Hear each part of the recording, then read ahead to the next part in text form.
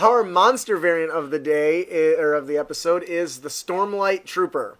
Ooh. Now, we didn't mention it, but there's actually an ability called Stormtrooper Shot or Stormtrooper Aim or something. Yes, there is. Where you somewhere. force people to get disadvantage and they miss. I was cracking up at that for a while. But anyways, so the Stormlight Trooper, the origin stat block you're going to use is the Knight, and here's some of the changes you're going to make. Multi-attack now applies to ranged weapons attack instead of melee, so you're switching them. Mm-hmm. You're going to swap its dex and its strength. And then you're going to change its Greatsword to Reinforced Gauntlet and damage type to bludgeoning. So basically, you no longer have a powerful melee attack. You have a weak one that matches your weak-ass strength.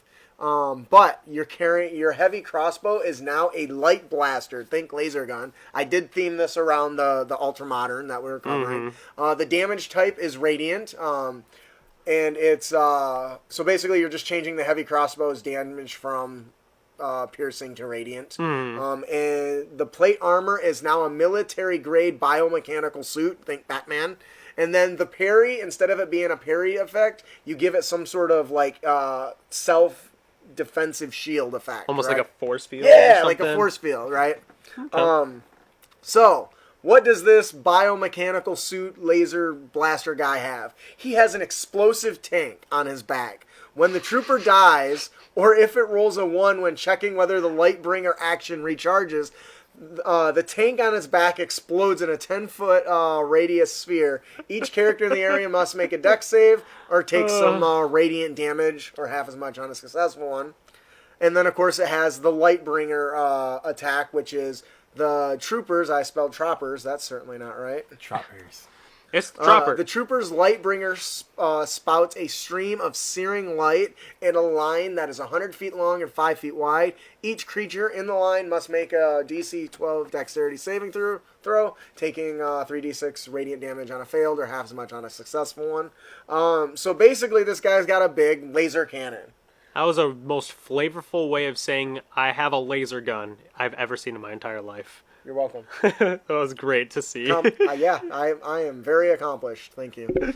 Basically, yeah, he's got a big giant laser. And what I was thinking of, I was just playing Dragon Raja for a little bit, and they've got these little tiny robot things, and it just shapes into a pistol or blaster. But with a special move, it turns into a giant cannon. And that's kind of what I envision happening with this. But that energy has to come from somewhere, so it comes from a power cell on their back. So I wanted to change the name of Explosive Tank, but that's already a pre-existing mechanic. Okay. So I wanted to keep it in line with that. Yeah. But what do you guys think about this? It's fun. It's basically a stormtrooper.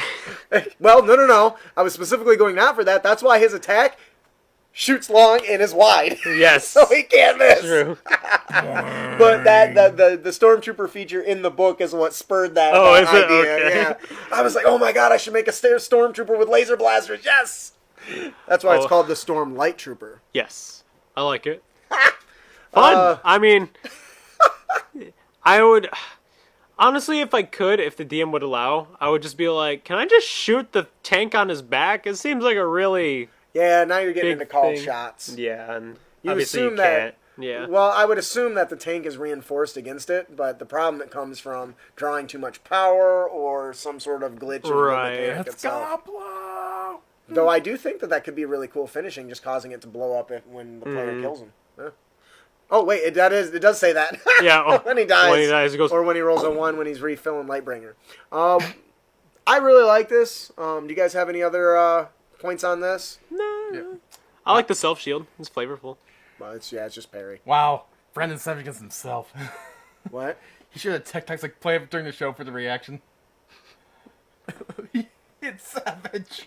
Well, I can't watch it right now, so obviously. All right, so that'll do it for our monster variants. Hey, thank you so much for all your support and watching our video. We hope you enjoyed it. We are the hosts of the Crit Academy, a Dungeons and Dragons discussion podcast. Be sure to hit that subscribe button. And be sure to ring that bell. Get our latest content as we toss it out there, and it's good stuff. Everyone loves fat loots and great D&D inspiration. Keep your blade sharp and spells prepared, heroes.